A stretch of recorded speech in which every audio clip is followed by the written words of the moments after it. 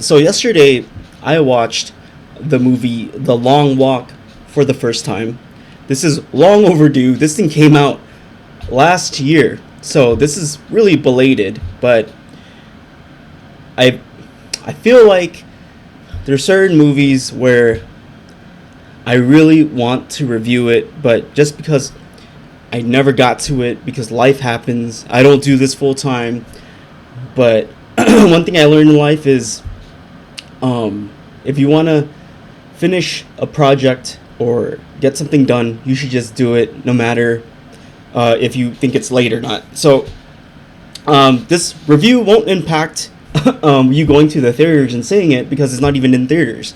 It is on HBO, I think, or Netflix, one of the streaming services I watched it on yesterday. But what I wanted to say was this was one of the movies that I actually wanted to see in theaters, but I didn't get the opportunity to just because the chaotic things happening in my life. But I was um, lucky enough to see it yesterday, and I have to say, this movie flew under the radar, and it did not get the recognition it deserved.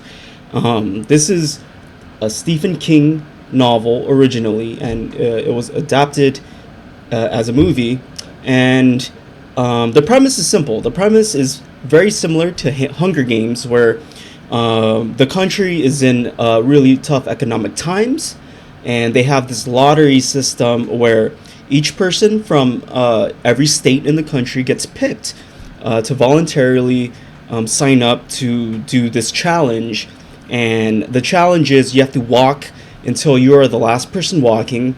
There are certain rules that you have to follow. But if you're the last one that survives, at the end of the challenge, you get a bunch of money. They don't specify how much, but it's just like, I assume it's in the hundreds of millions of dollars, and you get one wish. But the one wish is kind of simple. They don't allow you to change the rules or alter anything crazy about the country. There's limitations with the rule. It's more designed to say like, oh, I want a nice car, or I want, you know, something materialistic, or something they could just give you. It's not meant to say, oh, I want to end the game. You can't do that. But basically, that's the premise. Really simple, easy to understand. But what really stood out to me was the acting. The acting and the character development of this story was really it's a really good example of what character development should be in a short amount of time, and you really get attached to the characters and their relationships with one another throughout this walk. And this movie kept my attention, and I think the duration of this movie was perfect. It wasn't like 3 hours of unnecessary dialogue and filler content. This movie was precise, short, easy to understand, and it was very dramatic.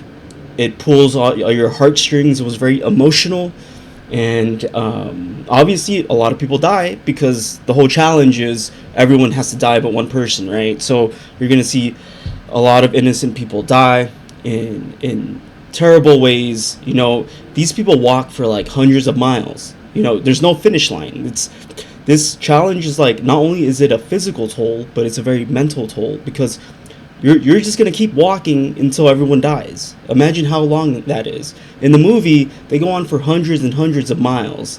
Like, it's you're basically doing like an ultra marathon, but you didn't train for it.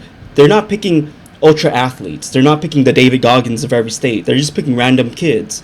So you're taking your average Joe. You're walking the distance of like 300, 400 miles until everyone dies. So throughout this movie, they cover a lot of things that you would have questions about, like how would you poop, you know, the mental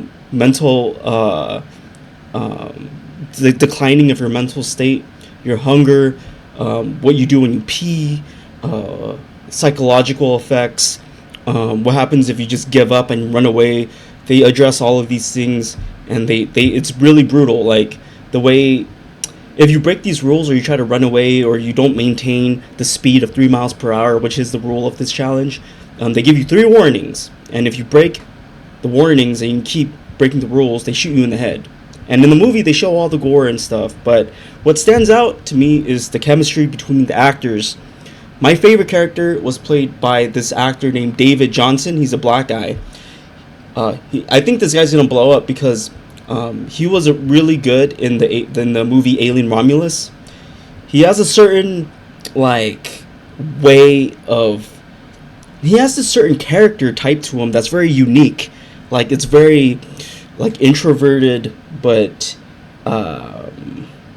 it's hard to describe. It's very low key, sophisticated. He could play that introverted, smart character that's not out like loud, but more introspective. And I think David Johnson did a really good job in this film. I think his character stands out more than the actual main character, played by